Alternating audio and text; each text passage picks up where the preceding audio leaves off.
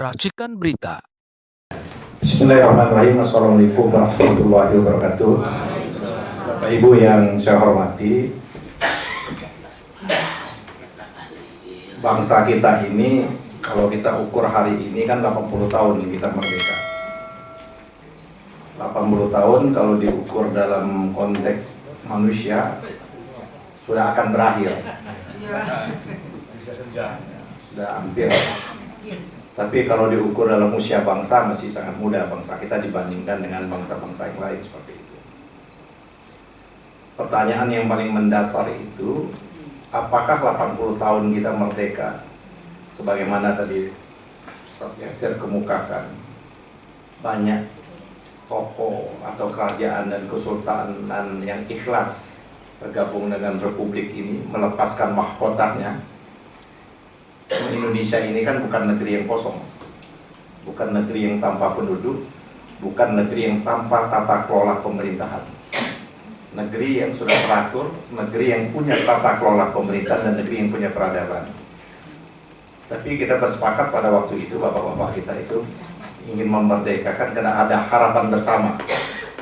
Tadi yang sudah dikemukakan, pertanyaannya, apakah harapan bersama yang diinginkan oleh the founding parent kita itu sudah mendekati?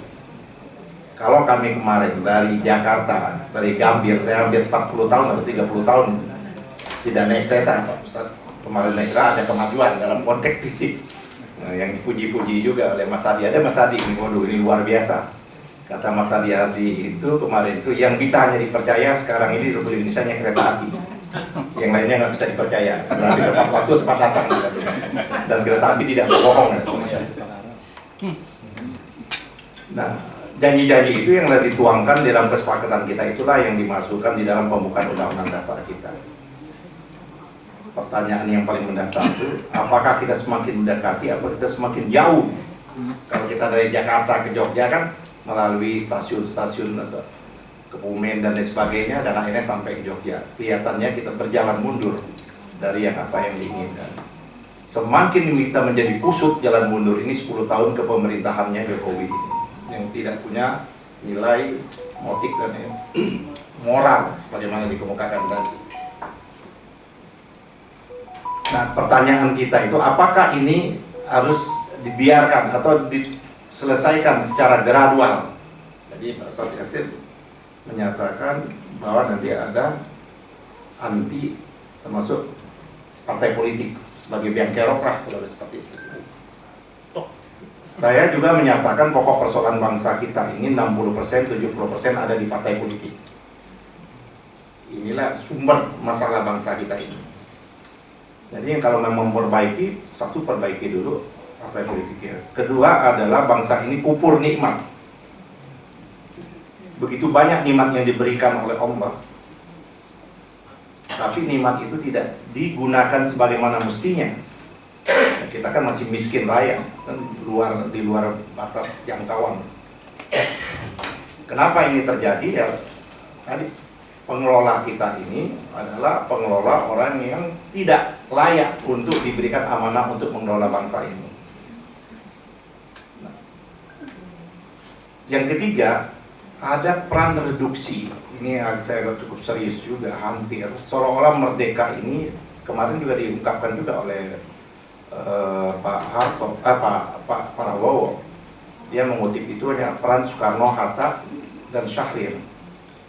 Dia tidak pernah menyebutkan peran pendidikan moral, etika moral, bagaimana Ki Bagus Hadikusumo yang bolak-balik dari Jogja, Jakarta di badan penyelidikan itu, bagaimana membingkai negara yang akan merdeka itu dengan nilai-nilai etik dan moral. Abdul Salim dan lain sebagainya itu semakin tenggelam. Seolah-olah persoalan bangsa kita ini hanya diselamatkan dengan nilai-nilai material seperti itu. Nah, ini menjadi pertanyaan serius. Kenapa ini ada juga keseriusan sejarah untuk menghapus jejak-jejak sejarah dari peran orang yang pernah hadir di Republik ini. Itulah yang sekarang ini yang coba dikembalikan oleh Pak Dizon. Sesungguhnya kita dalam konteks itu saya menyetujui apa yang ingin ditulis ulang. Tidak akan pernah ada bangsa Indonesia ini kalau tidak ada umat Islam. Yang mengikat Indonesia ini adalah umat Islam. Peran umat Islam itu jauh luar biasa. Tapi dari setiap episode kepemimpinan umat Islam ini selalu disingkirkan, selalu tidak diberikan peran dan tempat. Justru sesungguhnya dengan nilai-nilai ajaran Islam itulah Indonesia ini bisa diselamatkan seperti itu, nilai-nilai keadilan dan sebagainya. Nah hari ini memang kalau Bang Said Didu sudah mungkin kesimpulan masih 3/4, belum sampai full, ya kan, belum, atau masih setengah Bang Said Didu. Kalau pidato udah full. Ya. Pidato sudah full. Masih 30%. Kalau saya agak naik sedikit lah dari Bang Said Didu. Dalam langkah-langkah tertentu, kalau kita lihat Pak Prabowo ini sudah oke, langkah-langkah tertentu, ya kan, sudah oke lah seperti ini. Ya sudah ambil lah, ya kan, sudah ambil berapa juta lahan dan lain sebagainya. Cuman memang menjadi pokok persoalannya itu adalah setelah diambil, terus apa yang akan dilaksanakan? Nah dulu saya masih kecil, mungkin nggak tahu di Jogja ini juga ada permainan. Nggak tahu di tempatnya kampungnya Bang Said itu ada permainan. Kalau menjelang puasa, kami itu mencari bambu besar untuk dibuat yang namanya meriam, ya kan? Itu kita sebut meriam bambu. Itu bunyinya menggelegar besar, tapi nyamuk pun nggak mati seperti itu. Bahkan kita sendiri alis kita bisa hilang seperti itu. Saya tidak tahu apakah yang dimaksud dengan tadi itu pidato itu masih seperti yang namanya meriam bambu atau tidak, saya nggak tahu. Silakan kita tafsir masing-masing. Nah, memang problemnya begitu banyak. Problem kita begitu banyak, tidak hanya sesederhana mungkin. Problem begitu banyak ini adalah akibat 10 tahun dipimpin oleh Jokowi. Bahkan kalau mau ditarik 10 tahun juga dipimpin oleh SBY. Jadi 20 tahun yang terjadi ini. Dan puncaknya memang itu. Apakah 10 tahun yang dipimpin oleh Jokowi dan 10 tahun dipimpin oleh SBY sebagaimana tadi dikemukakan oleh Bang Ihsan itu bisa diselesaikan secara gradual?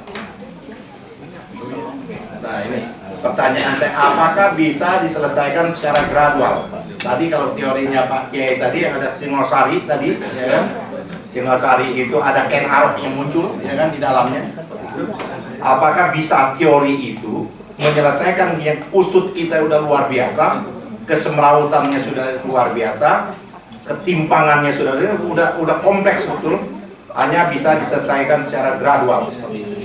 Kalau bisa diselesaikan secara gradual, apakah kita tidak mengulangi sebagaimana terjadi pada waktu reformasi? Reformasi sekarang kan gradual juga. Kalau menurut saya agak sulit kita menyelesaikan problem bangsa kita ini menyelesaikan secara gradual. Maka kita butuh yang tidak gradual. Dalam rangka kita tidak gradual itu, satu diantaranya kita berkumpul di ruang ini. Saya kira itu saja yang ingin saya sampaikan. Terima kasih. Assalamualaikum warahmatullahi wabarakatuh.